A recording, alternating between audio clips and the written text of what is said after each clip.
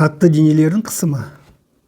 Қысымды латынның кіші әрпімен белгілейді. P, F бөлу S. Яғни қысым дегеніміз қысым күшінің ауданға қатынасы. Мұндағы P деген қатты дененің қысымы, өлшем бірлігі паскаль, PA, паскаль деп оқылады. F деген қысатын күшіміз, қысым күші, ньютонмен. S деген қысым түсіретін аудан,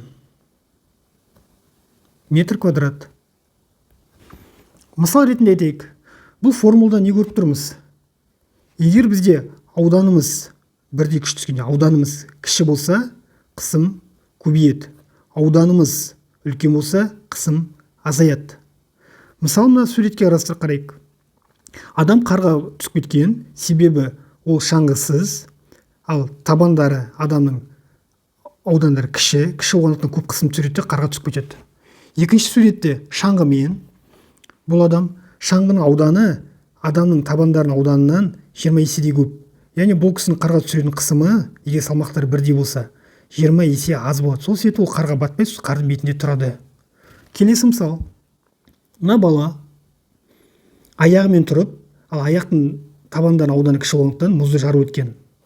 Екінші бала құтқарам деп жатып алыпты. Жатқанда мұзбен жанасатын ауданы әлдеқайда көп болады, бұл мұзға аз қысым түсіреді. Үшінші мысал.